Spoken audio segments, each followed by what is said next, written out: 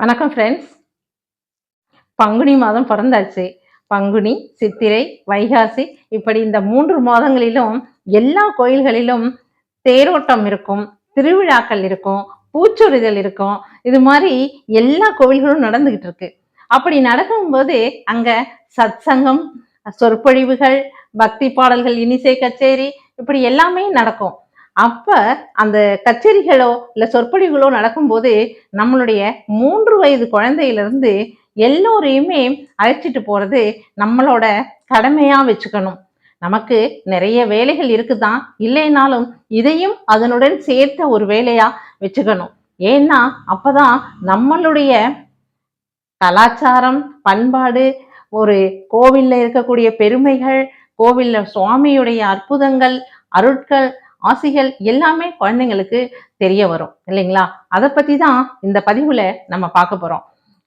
அதுக்கு முன்னால ஃப்ரெண்ட்ஸ், நீங்க புதியதா ஜெயகௌரி ஜோதிடாலயம் சேனலை பார்க்குறவங்களா இருந்தா சப்ஸ்கிரைப் பண்ணுங்க, பெல் பட்டனை ப்ரெஸ் பண்ணுங்க, லைக் பண்ணுங்க, ஷேர் பண்ணுங்க ஃப்ரெண்ட்ஸ். வாங்க ஃப்ரெண்ட்ஸ், பதிவுக்குள்ள போலாம்.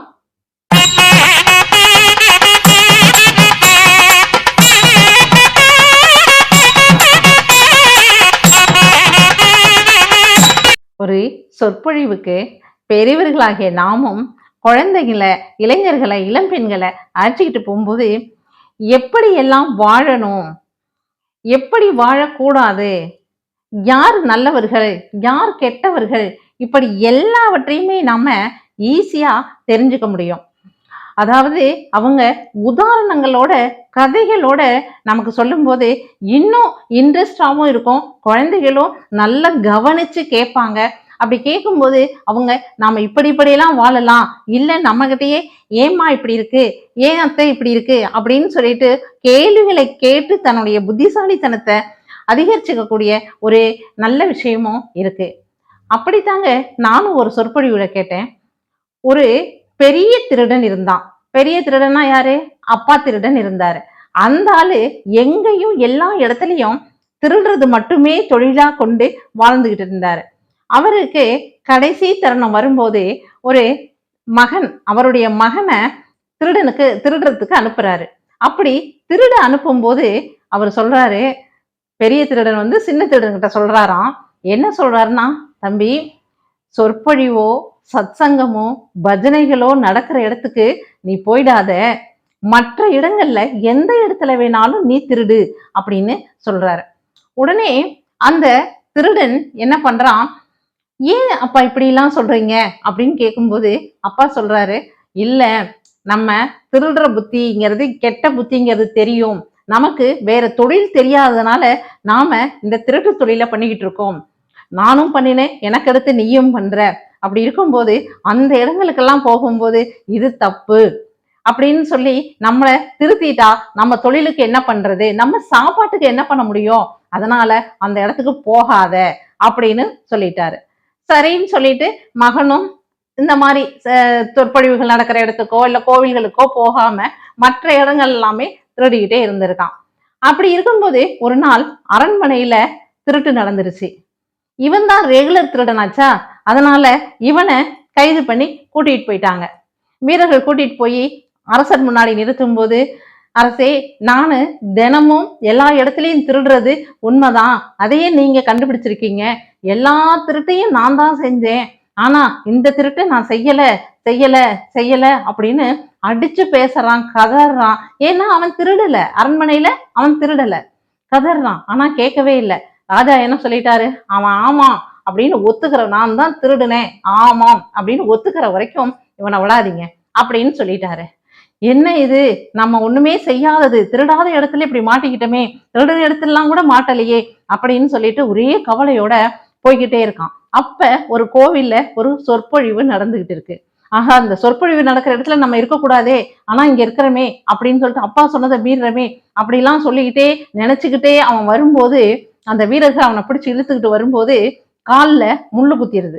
உடனே கீழே குனிஞ்சி அந்த முள்ளை அவன் எடுக்கிறான். அந்த கீழே குனிஞ்ச முள்ளை எடுக்கிற டயத்துல அங்க சொற்பொழிவாளர் சொல்லிக்கிட்டு இருக்காங்க.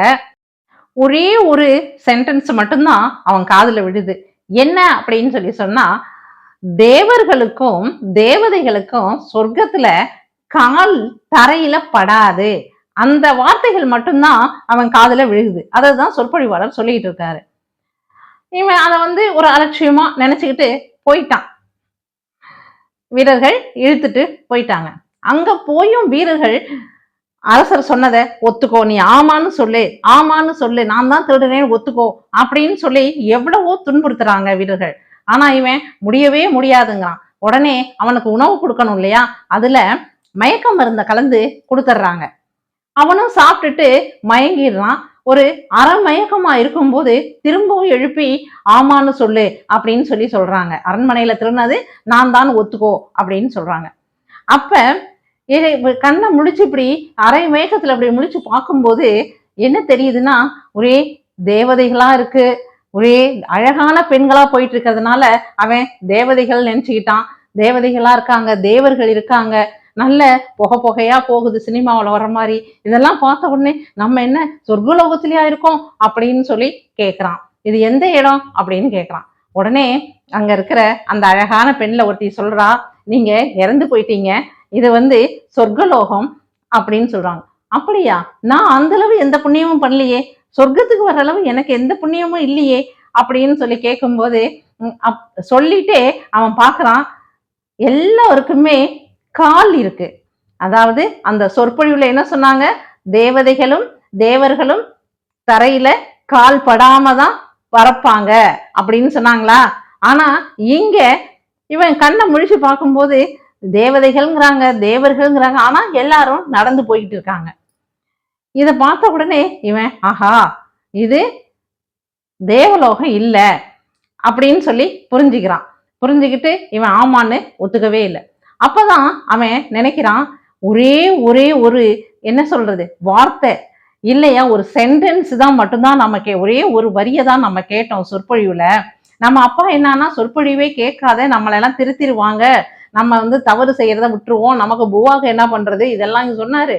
ஆனா இங்க இந்த ஒரே ஒரு வார்த்தையை நம்ம கேட்டதுனால, இந்த ஒரே ஒரு சென்டென்ஸை நம்ம காதுல விழுந்ததுனால இன்னைக்கு நம்ம உயிரோட இருக்கிறதுக்கு நல்ல ஒரு வாய்ப்பா போச்சு. ஆமான்னு சொல்லியிருந்தா சிரச்சேதம் தான் நடந்திருக்கும்.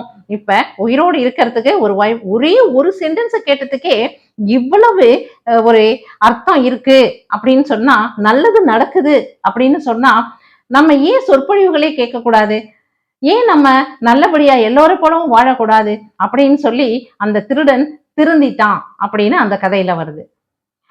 அதை போலதாங்க இந்த மாதிரி நல்ல விஷயங்கள் எல்லாமே நமக்கும் இந்த வயசுல இருந்தா கூட நமக்கும் சில விஷயங்கள் இன்னமும் அறியாத புரியாத தெரியாம இருக்கலாம். அப்படி இருக்கும்போது இந்த சொற்பொழிவுகளுக்கு போகும்போது நமக்கும் நம்மளுடைய மூன்றாவது கண் திறக்கும் அப்படின்னு சொல்லலாம் இல்லைங்களா. அதே மாதிரிதாங்க கிருபானந்த வாரியார் சுவாமிகள் எனக்கு ரொம்ப பிடித்தவர் அவரு. ஆனா சின்ன குழந்தையா இருக்கும்போது அவருடைய சொற்பொழிவுகள்லாம் நிறைய கேட்டிருக்கோம். ஏன்னா எங்க அம்மா பாட்டி தாத்தா அப்பா எல்லாருமே எங்க நடந்தாலும் அழைச்சிட்டு போயிருக்காங்க.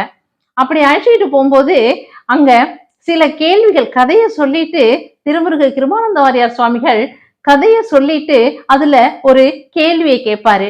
அங்க இருக்க குழந்தைகளுக்கு ஏதாவது ஒரு புத்தகம், ஏதாவது ஒரு பரிசை அவர் கையில கொடுப்பாரு. அப்படி நான் வாங்கின புத்தகம் தான் கந்தசஷ்டி கவசம் ஒண்ணு, திருப்புகழ் புத்தகம் ஒண்ணு.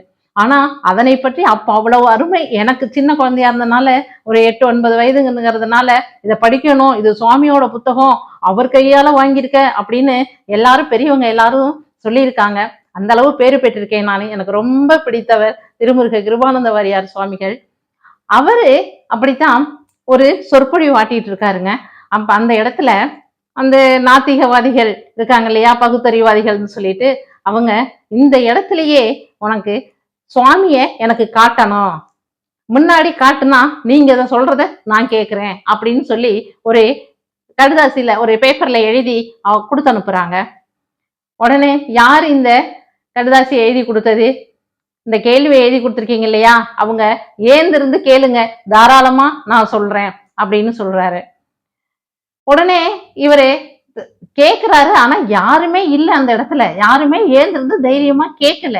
உடனே அவர் என்ன சொல்லிட்டாரு, ஏன்னா இந்த கடுதாசியை கொடுத்தவங்களுக்கு மூளை இருக்குன்னா அந்த மூளையை எடுத்து காமிச்சா நானு இந்த இடத்துலயே கடவுள் இருக்காரு அப்படிங்கிறத எப்படி காமிக்கணுமோ அப்படி நானும் உனக்கு கடவுளை காமிக்கிறேன் அப்படின்னு சொல்லியிருக்காரு. இது ஒரு நகைச்சுவையா இருந்தா கூட அந்த நேரங்கள்ல, ஏன்னா அப்பொழுதுதான் அந்த மாதிரி சுவாமி இல்லை கடவுள் இல்லைங்கிறதெல்லாம் வந்த நேரத்துல அவரு மிகவும் போராடி ஆனா நகைச்சுவை உணர்வோட இந்த மாதிரி விஷயங்கள்லாம் சொல்லியிருக்காரு. அதனாலதான் கிருபானந்த வாரியார் சுவாமிகள்ல சிறு குழந்தையிலிருந்தே எனக்கு ரொம்ப பிடிச்சிருந்ததுங்க. அதுக்கப்புறம் பாருங்க, திருமுருக கிருபானந்த வாரியார் மிகவும் வயசாயிட்டாங்க. ஒரு சொற்பொழிவுக்காக வெளிநாட்டுக்கு போயிட்டு வந்துகிட்டு இருந்தாரு. அதற்கு முன்னாலேயே சில நாட்களாக அவர் சொல்லிட்டு இருந்தாரு, முருகப்பெருமான் என்ன ஒரு அதாவது மயில் மேல வந்துதான் என்னைய வானத்துல அழைச்சிக்கிட்டு போவாங்க அப்படின்லாம், ரதத்துல வருவாரு அப்படின்லாம் சொல்லிட்டு இருந்ததாகவும் நான் கேள்விப்பட்டிருக்கேன்.